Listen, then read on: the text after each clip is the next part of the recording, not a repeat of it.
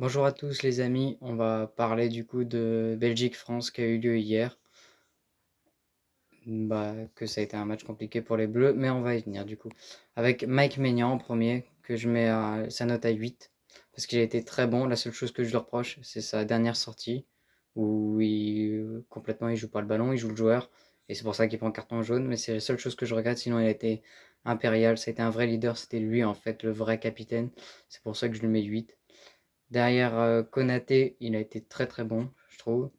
Je vais mettre 7,5. Parce que il n'y a rien qui est passé. Avec lui, il n'y a rien qui est passé. Contrairement à Saliba, que je mets 4,5 parce qu'il a été nul.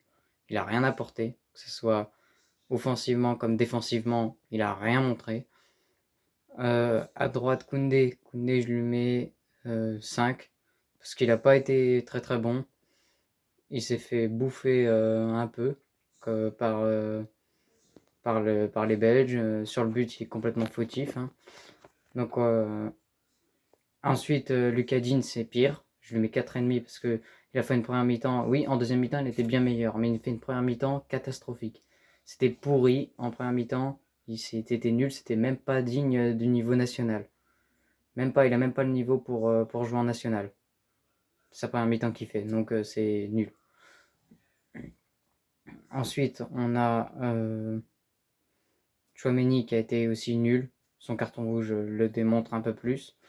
Et je le trouve qu'il a pas l'âme d'un capitaine. C'est pas un leader. Il a pas, enfin, il est. Et ça c'est un joueur du Real Madrid, ça. C'est pas glorieux pour le Real, hein. Ensuite, Gendouzi. Gendouzi, il a été très très bon pour ce qu'il monte d'habitude. Je lui mets la note de 6,5 parce que je l'ai trouvé pas mauvais. Il a porté offensivement comme défensivement. Et ensuite, bah, Barcola, ça a été un des meilleurs attaquants. Après Colomani, pour moi, c'est le meilleur attaquant ce soir. Bon, on en reviendra de Colomani, enfin plutôt d'hier du coup. Colomani a été monstrueux, exceptionnel. Je lui mets 8,5 parce que ce soit offensivement, même défensivement, il est revenu défendre. Son penalty, il le tire super bien. Sa tête, elle est superbe. Et et Barcola, je lui mets 7 parce que je l'ai trouvé aussi très bon, qu'il a apporté, qu'il a amené du danger. Contrairement à Dembélé, c'était 5, hein. Il était très très très moyen aujourd'hui, hein, Dembélé. Ah, le milieu que j'ai oublié, c'était Manu Koné du coup, qui a marqué un but qui a refusé, que je comprends toujours pas pourquoi il a été refusé. Une main que si moi je trouve pas qu'il la touche du bras, Colomani. En tout cas, intéressant, Manu Koné, je lui mets la note de 7. Mais voilà.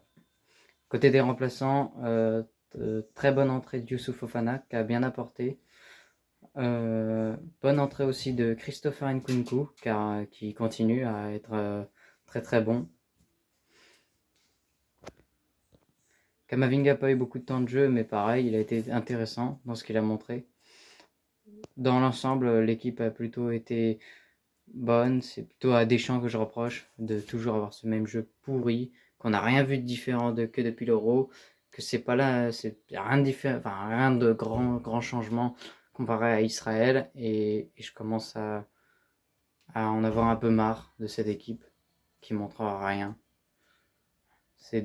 Non mais c'est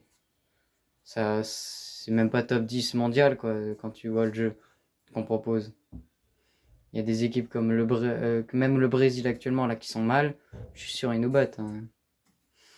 Donc voilà, il va falloir faire une vraie discussion et pour moi changer de sélectionneur parce qu'on n'en peut plus de Deschamps. Il y en a marre. Bon je vous dis à plus et au prochain match.